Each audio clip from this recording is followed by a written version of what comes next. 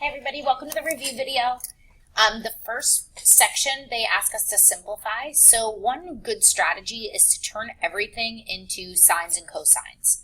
So I'm going to take secant and I'm going to write that as 1 over cosine. I'm going to leave sine as it is, and I'm going to change tangent into sine over cosine. Whenever I have a fraction within a fraction, I'm going to take the bottom fraction and I'm going to flip it and I'm going to multiply.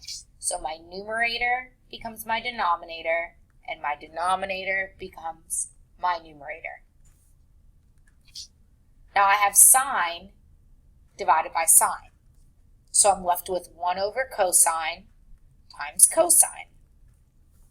My cosines also cancel out and I'm just left with 1. In number 2, I notice that I have a common factor in both of these terms of cotangent squared. So I'm going to factor that out. Cotangent squared factored out of this binomial is going to leave me with 1 minus cosine squared of x. So I have cotangent squared of x that's factored out, and 1 minus cosine squared of x is actually sine of x. Sine squared of x from my Pythagorean identities. We all know that cotangent squared is cosine squared over sine squared from our cheat sheet. And then we're multiplying by sine squared. I can cancel out those sine squareds and just be left with cosine squared.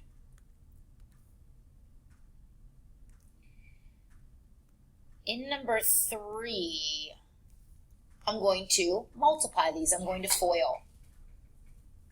Sine times sine, sine squared, outside, sine cosine, inside, negative cosine sine, which is the same thing. Those cancel out.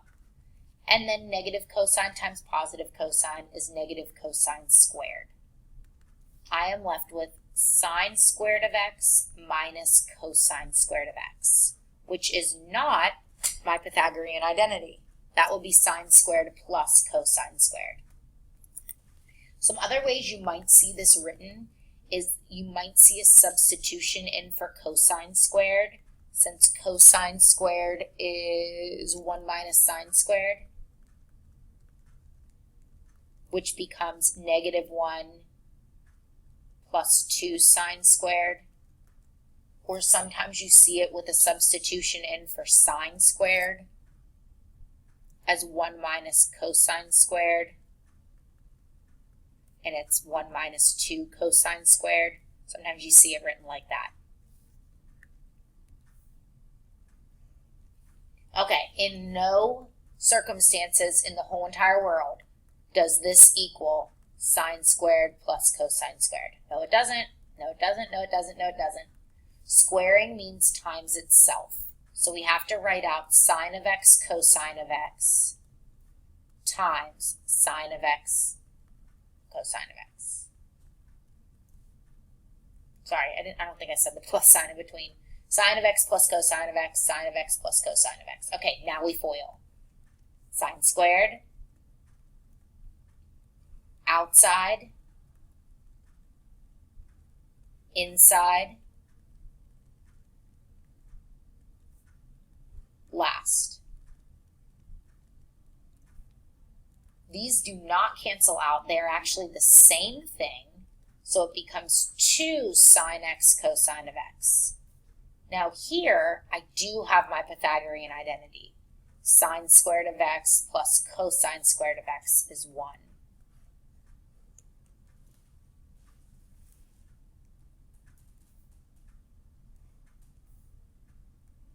Okay, the ones we like better.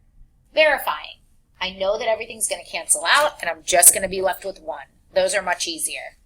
All right, so it's your choice. You can switch one of these, but not both. You can make cotangent 1 over tangent. Tangent divided by tangent, 1. 1 equals 1. You got it. Tangent cosine equals sine. Let's change tangent. Let's make that sine over cosine. times cosine. Cosines cancel, so sine equals sine, just like I wanted it to. Boom, done.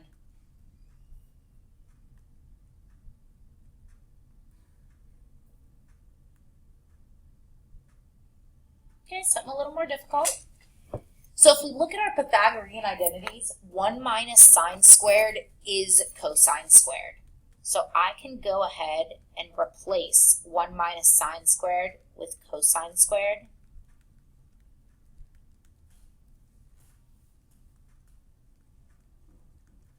Whoops. I actually want to substitute in for tangent because I need to get rid of this cosine. So I'm going to make sine squared over cosine squared. I'm going to multiply by cosine squared. That was already there. My cosines cancel. And there we go. It's exactly what I wanted. All right, here was the ones that we didn't like. These were the ones that's the conjugate. So look at your denominator. It is not squared yet. In order to use the Pythagorean identities, it has to already be squared, and it's not. So what I'm going to do is I'm going to multiply by 1 plus cosine over 1 plus cosine. Now when I FOIL my denominator, I get 1 for the first, outside, inside, last. Cancel, cancel. 1 minus cosine squared is sine squared. Now my numerator, I'm just going to leave it exactly how it is because I have the sine squared in the numerator and I have the sine squared in the denominator. So I'm just left with 1 plus cosine x, and that's exactly what I wanted to get.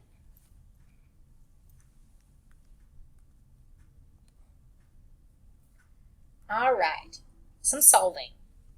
So here's where I'm going to need my unit circle. So pardon me 1 second while I grab one. All right.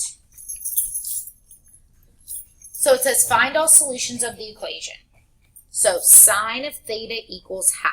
What you're doing is you're looking at your unit circle and you're finding when is the y equal to 1/2, positive 1/2. So you're looking at your unit circle. That's the ugly circle. Okay, here's my unit circle. Okay, I'm looking for when is the y 1/2. It's a positive 1/2 here and here.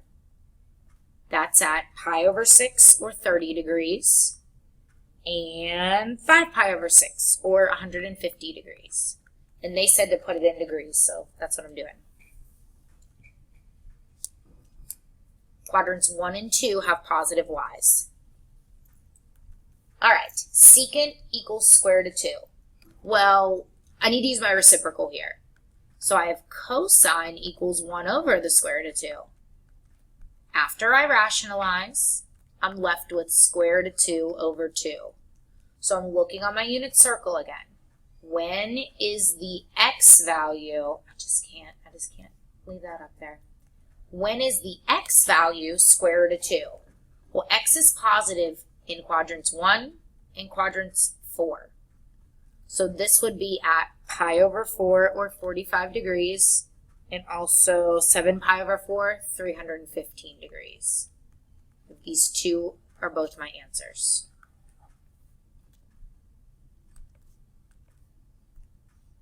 Okay, these two are in radians. They want it in radians. So I've got to get my tangent by itself. So tangent equals 1 by adding 1 to both sides. So I'm thinking about my unit circle again, and I'm saying when is the y value divided by the x value equal to 1? Here and there. At pi over 4 and at 5 pi over 4. Not in quadrants 2 and 4 because one would be negative and one would be positive. And when you divide those, you get negative 1. So here I'm positive, positive, and here I'm negative, negative. Positive divided by a positive is positive. Negative divided by negative is also positive. So here's my two answers, 5 pi over 4 and pi over 4. Okay, a little more work here. I need to get my sign by itself. So I am going to add 3 to both sides, and I'm going to divide both sides by 4. Then I'm going to square root. Anytime I square root both sides, I'm going to add a plus or a minus. So I'm looking for when my y value is either positive square root of 3 over 2 or negative square root of 3 over 2 for my y value. So on my unit circle, that would be all of my pi over 3's. So I have pi over 3 and 2 pi over 3 and 4 pi over 3 and 5 pi over 3.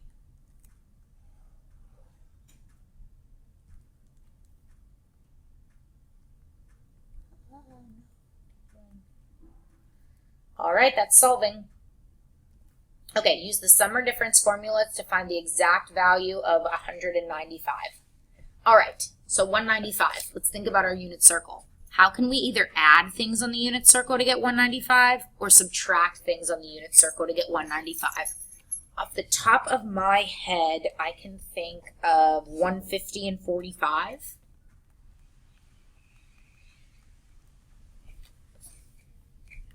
There might be other answers. I don't know. Just that's what I'm thinking of right now. So for sine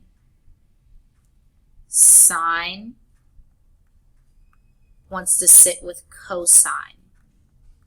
He said they're compatible. Their signs are the same.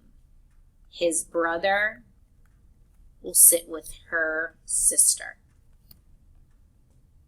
Okay, now we need to evaluate. So go to your unit circle. What is the y value at 150? What is the x value at 45? What is the y value at 45? What is the x value at 150? Oops. Simplify. Square root of 2 over 4 minus square root of 6. Does that say 5? What am I doing with life?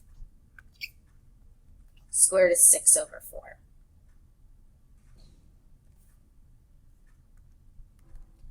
Okay, for cosine. Cosine likes to sit by her sister.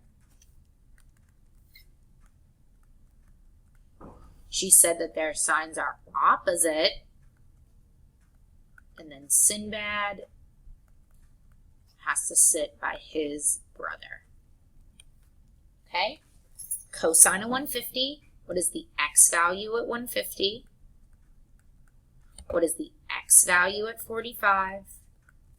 What is the y value at 150? What is the y value at 45? Negative square root of 6 over 4 minus square root of 2 over 4. Okay, last one, tangent, the formula that nobody likes. So I'm adding, so it's tangent